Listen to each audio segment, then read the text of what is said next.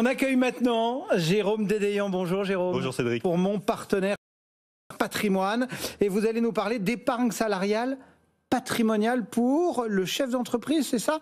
Mais l'épargne salariale, c'est pour les salariés, Jérôme? Alors c'est pour les salariés, mais on oublie souvent que le chef d'entreprise, quel que soit son statut, qu'il soit artisan, commerçant, profession libérale, qu'il soit président de SAS assimilé salarié ou qu'il soit gérant des SARL ou de URL, est éligible à l'épargne salariale jusqu'à 249 salariés, de 1 à 249 salariés. Il est aussi salarié, enfin entre guillemets. Salarié. Compte tenu de l'efficacité de l'épargne salariale, pour les salariés et pour lui, il aurait tort de s'en priver, parce que c'est un très bon moyen de sortir de l'argent de l'outil professionnel pour développer du patrimoine personnel. En quoi c'est à ce point efficace? Alors c'est super efficace. Imaginons un outil de travail qui dépense 1 000 € pour rémunérer son dirigeant.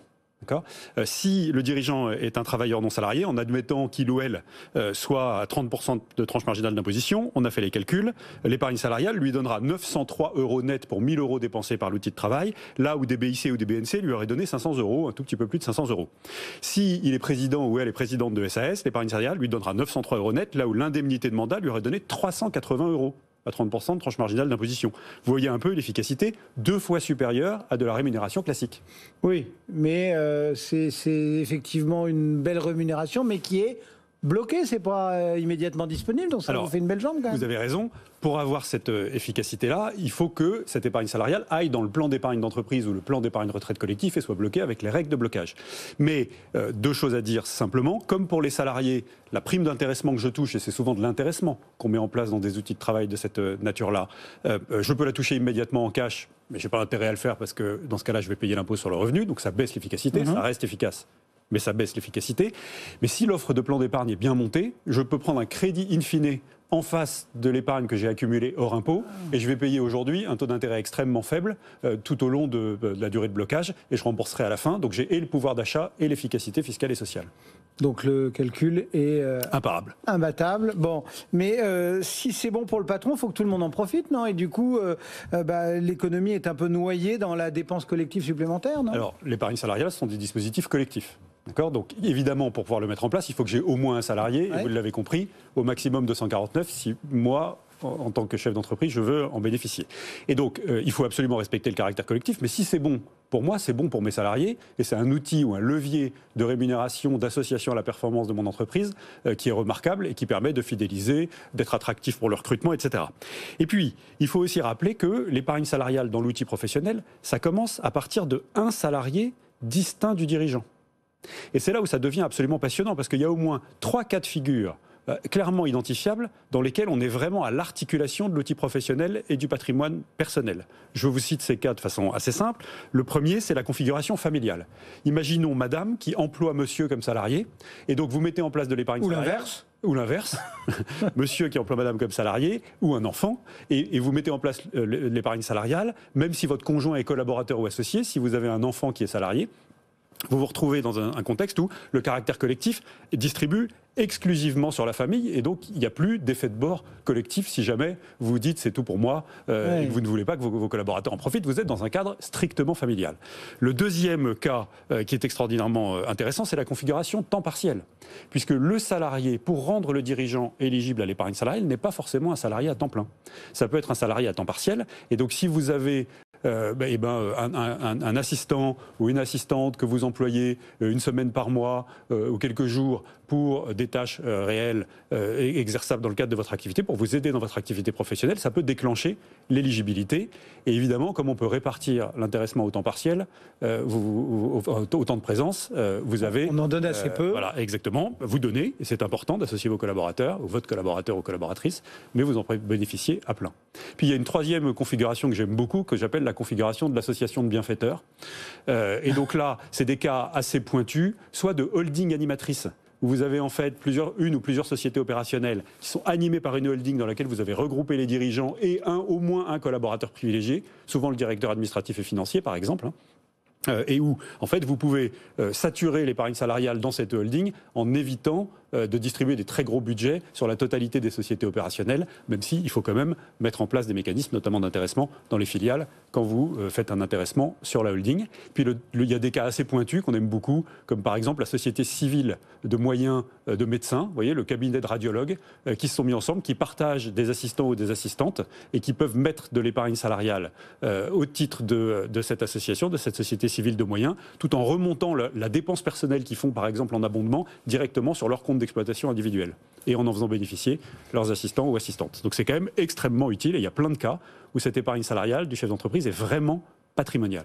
Vous êtes en train de nous dire qu'il y a donc effectivement ces possibilités. Ça a l'air ludique et assez simple. Et souvent, il y a un loup. Enfin, on l'évoquait tout à l'heure aussi. Il y a toujours un petit détail derrière qui vient un peu gâcher ce très beau tableau. Alors, il n'y a pas de loup. C'est assez carré. À partir du moment où vous employez un salarié, même à temps partiel, mais il y a un certain nombre de conditions à respecter qui sont au nombre de 7. Je vais les balayer rapidement, mais elles sont assez simples à comprendre. Premièrement, pas d'emploi fictif. Donc, ça veut dire que si madame se dit je vais me gaver d'épargne salariale en employant à ne rien faire mon fainéant de mari, ça ne marche pas. Il faut évidemment que le collaborateur sur lequel vous vous appuyez pour mettre en place de l'épargne salariale à son profit et à votre profit de chef d'entreprise travaille effectivement et que ce soit prouvable en cas de contrôle. Ça, on l'a compris. La deuxième chose, c'est le respect du caractère collectif. Si vous avez mis le truc en place, mais que vous avez fait signer une décharge à votre collaborateur ou collaboratrice en disant moi je verse et toi jamais, et promets-moi que tu ne verseras jamais et qu'il n'y a que votre compte qui est alimenté, non-respect du caractère collectif, c'est un motif de redressement. Troisièmement, il est très important de bien faire attention à la mesure sur l'exercice civil du temps de présence du salarié, exercice civil qui précède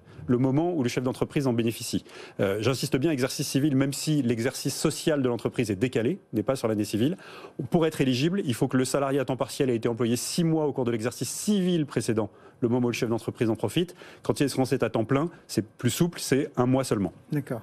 Et ensuite, il faut au moment où le chef d'entreprise verse, notamment pour toucher l'abondement dans les plans d'épargne, que le salarié soit présent à l'effectif. Donc je ne peux pas embaucher et puis débaucher et ensuite en profiter. Je dois être pérenne dans le fait d'employer quelqu'un. Évidemment, pas d'acte anormal de gestion sur les montants. Si j'ai embauché ma femme ou que ma femme m'embauche comme salarié à temps très partiel sur son outil professionnel à 6 000 € par an, je ne mets pas en place 72 000 €, qui est un peu le plafond aujourd'hui de tous les dispositifs si on les additionne, parce que là, il y a un acte anormal de gestion. Et évidemment, c'est un appôt à redressement fiscal et social. Donc, il faut être raisonnable dans les montants. Et puis, il y a un certain nombre de règles finales assez simples à comprendre. Il y a une clause anti-abus qui fait que si je fais de l'intéressement, je ne peux pas avoir, moi, patron, une prime d'intéressement supérieure à celle de mon collaborateur le mieux payé après moi. Si je fais une répartition au salaire, et dans ce cas-là, si c'est un collaborateur à temps plein, on va avoir la même prime d'intéressement, lui ou elle et moi. Voilà. Et si c'était à temps partiel, dans ce cas-là, je vais faire une répartition au temps de présence et je peux toucher plus que mon collaborateur, parce que là, j'ai le droit. Et puis, la dernière règle d'or, c'est une petite subtilité qu'on trouve parfois chez des clients qui ont envie de pousser le bouchon un petit peu trop loin. C'est quand je fais ma règle d'abondement et que je la paramètre à l'ancienneté, qui est une des règles de paramétrage fin qu'on peut utiliser pour distribuer les montants à peu près où on veut. Si le résultat de votre règle d'abondement à l'ancienneté, c'est que vous avez le plafond d'abondement en tant que patron et que tous vos collaborateurs ont 100 € d'abondement par an, et bien dans ce cas-là, ça veut dire que vous êtes de l'autre côté de la limite. Toutes les règles que vous venez de détailler, elles se comprennent presque très aisément, du bon sens. L'une par une. Mais j'imagine que dans une entreprise, on ne dépend jamais que d'une seule règle.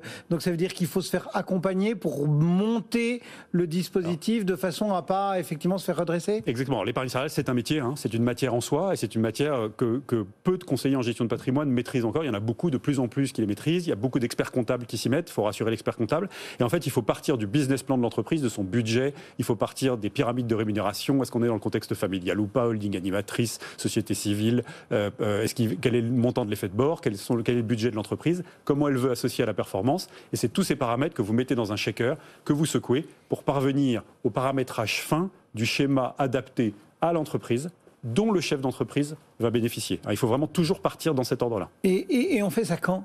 Dès qu'on crée une entreprise, pouf, on met en route le dispositif. Alors, vous l'avez compris, il y a des critères d'éligibilité, d'ancienneté ou de durée d'emploi du salarié. Mais je commence ma boîte là tout de suite, boum, je mets il faut se poser la question dès le début. Ouais. Voilà, donc le plus tôt possible. Et ensuite, très concrètement, si j'ai déjà mon outil professionnel qui tourne et que j'y ai pas encore pensé, je peux m'y mettre maintenant, on est en mai, parce que ça va me permettre d'anticiper et de bien faire cette ingénierie fine, de façon à profiter de l'abondement, le cas échéant, dès l'exercice 2021.